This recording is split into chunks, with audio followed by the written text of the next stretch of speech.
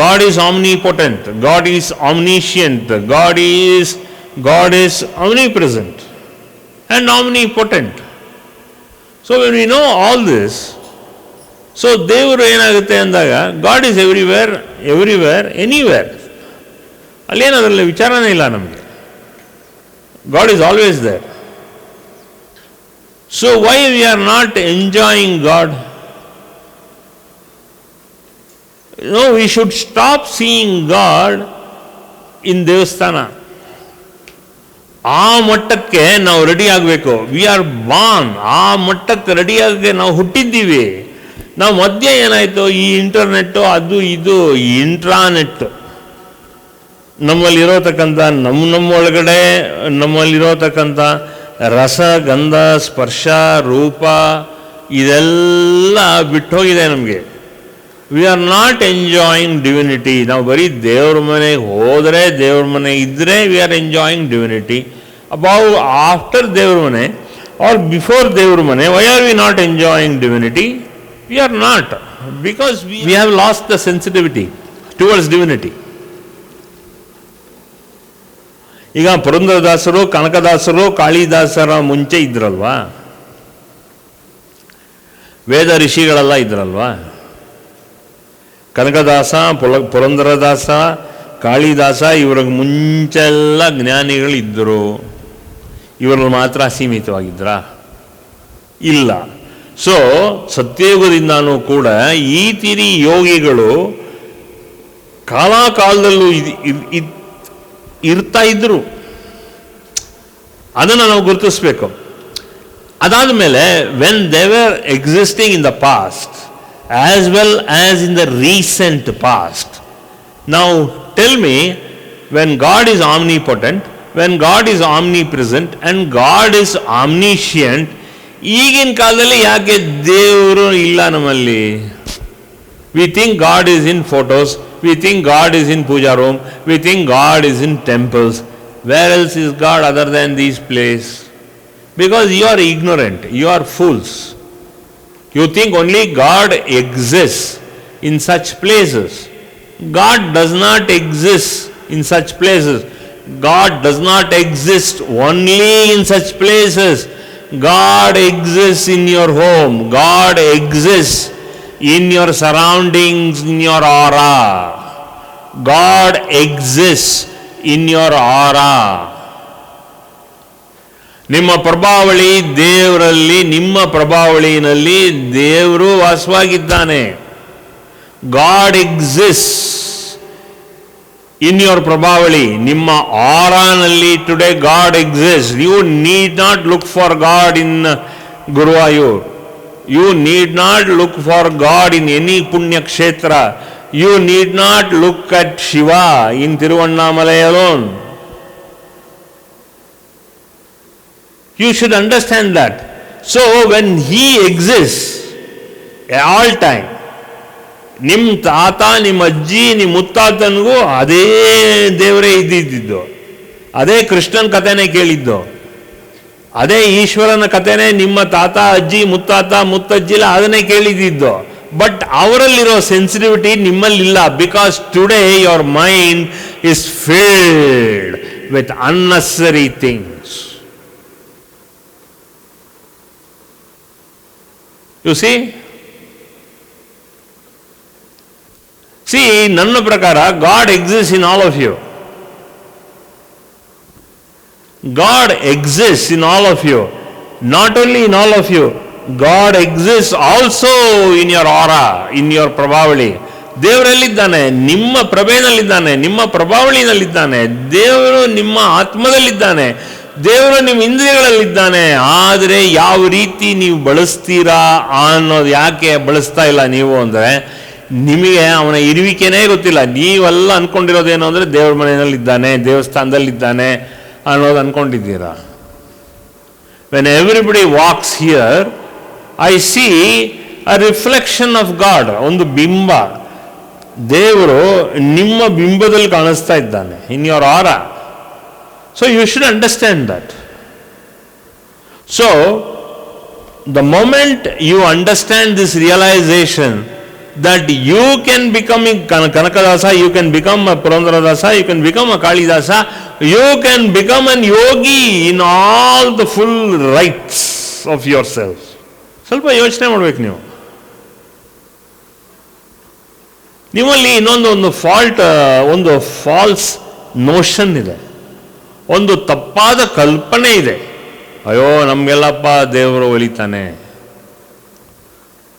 ಎಲ್ಲ ಬರೀ ಗುರುಗಳಿಗೆ ದೇವರು ಒಲಿಯೋದು.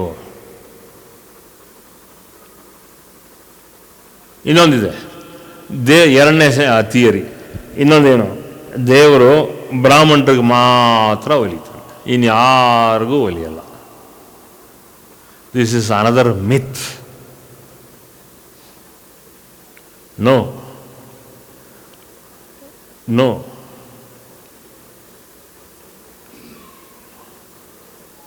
God exists in each and every caste, color and creed. So first come out of that myth. ನಿಮ್ಮ ಹೃದಯ ಬಡಿತಾನ ಕೊಡ್ತಾ ಇರೋನೇ ಪರಮಾತ್ಮ, ನಿಮ್ಮ ನರನಾಡಿಗಳಿಗೆ ಶಕ್ತಿ ತುಂಬೋನೇ ಪರಮಾತ್ಮ. ಆ ಪರಮಾತ್ಮ ತುಂಬೋದ್ರಿಂದ ಅದು ಯಾರ ಮೂಲಕ? ನಿಮ್ಮ ತಂದೆ ತಾಯಿಯ ಮೂಲಕ, ನಿಮ್ಮ ಮಕ್ಕಳು, ನಿನ್ನ ಸಂಸಾರದ ಮೂಲಕ ತುಂಬ್ತಾ ಇದ್ದಾನೆ. ಪ್ಲೀಸ್, ಇದೆಲ್ಲ ಬ್ರಾಹ್ಮಿನ್ ಡಾಮಿನೇಟೆಡ್ ಸೊಸೈಟಿ ಮಾಡ್ಕೋಬೇಡಿ ನೀವು. You are all under a myth. God exists everywhere. God exists in a Shudra, God exists in a Vaishya, God exists in a Gauda, God exists in a Brahmana, God exists. The whole of this cosmos is created by God's energy called as cosmic evolution. ದೈವತ್ವ ಸ್ಪಂದನ ಎಲ್ಲ ಕಾಸ್ಮಿಕ್ನಲ್ಲಿರೋತಕ್ಕಂಥದ್ದು. Please come out of all this kalpane myths alla.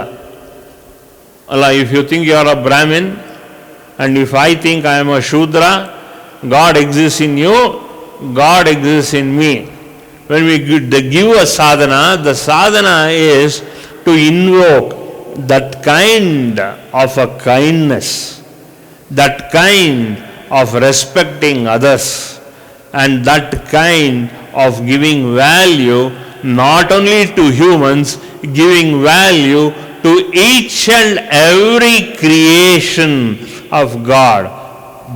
ಪ್ರತಿಯೊಬ್ಬ ನರನಾಡಿ ಇರೋತಕ್ಕಂಥ ಮನುಷ್ಯರು ಹಾಗೂ ಇರೋತಕ್ಕಂಥ ಆತ್ಮಗಳು, ಇರೋತಕ್ಕಂಥ ಜೀವಿಗಳು, ನೀವು ಆ ಎನರ್ಜಿನ ಕೊಡ್ತಾ ಬಂದ್ರೇನೆ then you will come close. ಇದೆಲ್ಲ ಮಾಡ್ತಾ ಬಂದಾಗ ನಮ್ಮಲ್ಲಿ ಅನುಕಂಪ, ಪ್ರೀತಿ, ಪ್ರೇಮ ಅಂತ ಶುರುವಾಗುತ್ತೆ.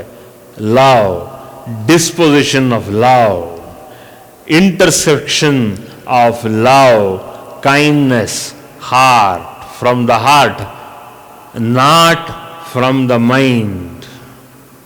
ನಿಮ್ಮ ತಲೆಯಿಂದ ಲವ್ ಖಂಡಿತ ಎಕ್ಸ್ಪ್ರೆಸ್ ಮಾಡೋಕ್ಕಾಗಲ್ಲ. You can consolidate love from the heart, not from the brain. Intellect ಇರೋದು ಯಾತಕ್ಕೆ? ನಿಮ್ಮ ಜೀವನದಲ್ಲಿ ಅದನ್ನು ಸರಿಯಾಗಿ ಉಪಯೋಗಿಸೋಕ್ಕೆ, ವಿವೇಕ ಉಪಯೋಗಿಸೋಕ್ಕೆ ಸ್ವಲ್ಪ ಇಂಟೆಲೆಕ್ಟ್ ಬೇಕು. ಆ ಇಂಟೆಲೆಕ್ಟ್ ಸರಿಯಾಗಿ ಕೆಲಸ ಮಾಡಬೇಕಾದ್ರೆ ನಮ್ಮಲ್ಲಿ ಪ್ರೇಮ, ಪ್ರೀತಿ, ಸೌಹಾರ್ದತನ, ಜಾತಿ ಭೇದ ಇರಬಾರ್ದು. ವೇದಾನೇ ಸರಿಯಾದ ವಿಚಾರ, ಜಾತಿ ಭೇದ ಅಲ್ಲ. ವೇದ ಅಂದರೆ ಏನು? ನಾವು ಹುಟ್ಟಿದಾಗ, ನಮ್ಮ ತಾಯಿ ಮೂಲಕ ನಾವು ಹುಟ್ಟಿದಾಗ ಮೊಟ್ಟ ಮೊದಲು ನಮ್ಮಿಂದ ಒಂದು ಶಬ್ದ ಬರುತ್ತೆ. ಅಂತ ಅಳ್ತೀವಿ. ಮಗು ಆದ ತಕ್ಷಣ ಅಳಕ್ಕೆ ಶುರು ಮಾಡ್ತೀವಿ. ಅಳುನೇ ನಮಗೆ ಆ ಫಸ್ಟ್ ನಗು. ಆ ಅಳುವಿಂದಾನೇ ನಮಗೆ ಎಲ್ಲ ಉತ್ಪತ್ತಿ ಆಗುತ್ತೆ. ದೇವರ ಕೃಪೆ ಅಲ್ಲಿಂದ ಉತ್ಪತ್ತಿ ಆಗುತ್ತೆ. ಅದೇ ಸಾಕಷ್ಟು ವಿಚಾರಗಳನ್ನು ನಾನು ಮಾತಾಡಿದ್ದೀನಿ. ಒಂದೂವರೆ ವರ್ಷದ ಕೆಳಗಡೆ spoken about how we are created when we come, when we are born, then what is the kind of a sound? We produce the guttural sound. ಹೇಳ್ತೀವಿ. ಏನಾಗುತ್ತೆ? ಆ ಪ್ರೀತಿ, ಅನುಕಂಪ, ವಿಶ್ವಾಸ, ಸೌಹಾರ್ದತನ ಎಲ್ಲ ಕೊಟ್ಟೇನೆ ದೇವರು ನಮ್ಮನ್ನು ಹುಟ್ಟಿಸೋದು. ಅದು ಹುಟ್ಟಿಸಿದ್ರೇನೆ ನಮ್ಮಲ್ಲಿ ಅನುಕಂಪ ಎಲ್ಲ ಆ ದೇವರ ಅನುಕಂಪ ಕೊಟ್ಟು ಕಳಿಸ್ತಾನೆ. ಆ ಅನುಕಂಪದಿಂದಾನೇ ನಾವು ನಮ್ಮಲ್ಲಿರೋತಕ್ಕಂಥ ಆ ಶಬ್ದ, ಅಳೋ ಶಬ್ದ ಕೇಳುತ್ತೆ. ಅಳೋ ಶಬ್ದ ಕೇಳಾಗ್ಲಿಂದಾನೇನೆ ಇಡೀ ಪ್ರಪಂಚದಲ್ಲಿ ನಮ್ಮಿಂದ ಒಂದು ಸ್ಪಂದನ ಉತ್ಪತ್ತಿಯಾಗುತ್ತೆ. ದೇವರು ಹಾಗೇನೆ, ದೇವರೇನು ಮಾಡಿದ್ದಾನೆ ಅಂದಾಗ ಆ ಎಲ್ಲ ಮಾನವ ಜೀವಿಗಳನ್ನು ಸೇರಿಸ್ಕೊಂಡು, ಎಲ್ಲ ರೀತಿ ಋಷಿ ಮುನಿಗಳನ್ನು ಸೇರಿಸ್ಕೊಂಡು ಅವೆಲ್ಲರಿಗೂ ಒಂದು ಅಂತ ಹೇಳೋತಕ್ಕಂಥ ಗುಯಿಂಗುಟ್ಟೋತಕ್ಕಂಥ ಓಂಕಾರ ಈಗಲೂ ಕೂಡ ಇವತ್ತಿನ ದಿವಸ ನಮಗೆ ಕಿವಿನಲ್ಲಿ ಕೇಳುತ್ತೆ. ಅದಕ್ಕೆ ನಮ್ಮಲ್ಲಿ ಏನಾಗುತ್ತೆ, ನಾವು ಹುಟ್ಟುತ್ತಾ ಬೇಡದೇ ಇರೋ ವಿಚಾರ ಎಲ್ಲ ತಲೆಗೆ ತುಂಬ್ತಾ ಇರೋದು. ಯಾಕೆ ಅಂದಾಗ ನಮಗೆ ಸೂಕ್ಷ್ಮಕ್ಕೆ ಇರಬೇಕು ಅಂತಾನೇ ನಾವು 7 ವರ್ಷದವರೆಗೂ ಆಕಸ್ಮಿಕವಾಗಿ ಇನ್ನೊಂದು ವರ್ಷ ಜಾಸ್ತಿ ಆದರೂ ಕೂಡ 8 ವರ್ಷದಲ್ಲಿ ನಾವು ಆ ಮುಗ್ಧತನ ಏನು ಅನ್ನೋದನ್ನು ವಿಚಾರ ತಿಳ್ಕೊಳ್ತೀವಿ. We have lost that kind of an innocence. Today enlightenment, everybody is asking for enlightenment. ನಾವೆಲ್ಲ ಕೇಳ್ತಾ ಇರೋದೇ ಸಾಕ್ಷಾತ್ಕಾರ ಕೊಡಿದೀವಿ ಖಂಡಿತ. ಬಟ್ ನೀನು ತಯಾರಾಗು. ಏನು ತಯಾರಾಗು? ನಿನ್ನ ದೇಹದಲ್ಲಿರೋತಕ್ಕಂಥ ಈ ಬಯೋ ಎಲೆಕ್ಟ್ರಿಕಲ್, ಬಯೋಕೆಮಿಕಲ್ ಹಾಗೂ ಬಯೋ ಎಲೆಕ್ಟ್ರಿಕಲ್ ಎನರ್ಜಿನ, ರಿಥಮಿಕ್ ಎನರ್ಜಿನ ಸರಿ ಮಾಡ್ಕೊ. ನೀನು ಯಾಕೆ ಸರಿ ಮಾಡ್ಕೊಳ್ಳೋದು? ಹೇಗೆ ಸರಿ ಮಾಡ್ಕೊಳ್ಳೋದು? ಯಾಕಂದರೆ the whole constitution of your body have that equal energy, bioelectrical, biochemical and biorhythmic energy. ಅದೆಲ್ಲ ಬ್ರೈನಿಂದ ಉತ್ಪತ್ತಿ ಆಗುತ್ತೆ. ಆ ಬ್ರೈನಿಂದ ಉತ್ಪತ್ತಿ ಆಗೋತಕ್ಕಂಥ ಎನರ್ಜಿ ಒಳಗಡೆ ಇರತಕ್ಕಂಥ ಕಾರ್ಟೆಕ್ಸು, ಬ್ರೈನಲ್ಲಿರತಕ್ಕಂಥ ಕಾರ್ಟೆಕ್ಸು, ಬ್ರೈನಲ್ಲಿರತಕ್ಕಂಥ ಪೈನಿಯಲ್ ಗ್ಲ್ಯಾಂಡು, ಎಳ ಮೆದುಳು, ಬಲ ಮೆದುಳಲ್ಲಿ ಅದು ಟ್ರಿಗರ್ ಆಗಿ ನಮ್ಮನ್ನು ಕಾರ್ಯರೂಪಕ್ಕೆ ತಗೊಂಡು ಬರುತ್ತೆ. It brings us to energise the whole world, and the whole world we get that energising entry into ourselves. ಇಡೀ ಪ್ರಪಂಚ ನಮ್ಮ ಜೊತೆ ಸ್ಪಂದಿಸ್ತಾ ಇದೆ. ದೇವರು ಈ ಸ್ಪಂದನಗಳನ್ನೆಲ್ಲ ಈ ರೀತಿ ಪಂಚಭೂತಗಳ ಮೂಲಕ ನಮಗೆ ಕೊಡ್ತಾ ಇದ್ದಾನೆ. ಪಂಚಭೂತಗಳಿಂದ ನಾವು ದೇವರ ನಾಮವನ್ನು ಹೇಳ್ಕೊಳ್ತಾ ಇದ್ದೀವಿ. ಸೊ ಇಲ್ಲಿ ಒಳಗಡೆ ಇರೋತಕ್ಕಂಥ ಆತ್ಮದಲ್ಲಿರೋ ಸ್ಪಂದನ, ದೇವರ ನಾಮ ಇರೋತಕ್ಕಂಥ ಸ್ಪಂದನನ ನಾವು ಹೊರಗಡೆ ಕಳಿಸ್ತಾ ಇರ್ತೀವಿ. ಇದು ಎರಡು ಸೇರ್ತಾ ಬಂದಾಗ, when the both coincide at a certain point, ಟಕ್ ಟಕ್ ಟಕ್ ಟಕ್ ಟಕ್ ಟಕ್, ಯಾವುದೋ ಒಂದರಲ್ಲಿ 21,600 ಸ್ಥಳದಲ್ಲಿ ಒಂದು ಉಸಿರಲ್ಲಿ ನಮ್ಮಲ್ಲಿ ಮೆದುಳು ಹಾಗೂ ನಮ್ಮ ಹೃದಯದಲ್ಲಿ ಬರೋತಕ್ಕಂಥದ್ದು ಎರಡೂ ಆ ಸ್ಪಂದನಗಳನ್ನು ಸೇರಿಸಿ ಆ ಟೈಮಲ್ಲಿ ಇಂದ್ರಿಯಗಳನ್ನ ಹಿಂದಕ್ಕೆ ತಳ್ಳಿಬಿಡುತ್ತೆ. 1, 2 ಶ್ವಾಸದ ಇಟ್ಸ್ ಆಲ್ 2 or 3 ಬ್ರೆತ್ಸ್ ಅವೇ. ಪೂರಕ, ರೇಚಕ, ಆ ಎರಡು ಲಿಂಕ್ ಆಗೋದು ಎಲ್ಲೋ ಒಂದು ಕಡೆ ಆ ಕುಂಭಕದಲ್ಲಿ ಆ ಟೈಮಿಂಗ್ ಬೆಲ್ಟ್ ಥರ ಆ ಟೈಮಿಂಗ್ ಎರಡು ಹಿಂಗೆ ಸೇರಿಕೊಂಡಾಗ ಫಟ್ ಅಂತ ಹೇಳಿ ನಮಗೆ ಎನ್ಲೈಟನ್ಮೆಂಟ್ ಆಗುತ್ತೆ. For more satsangs from Sri Sri Nimishananda Guruji, subscribe to this channel. Click the bell button below to get notifications. Like and share the video and spread the divine message.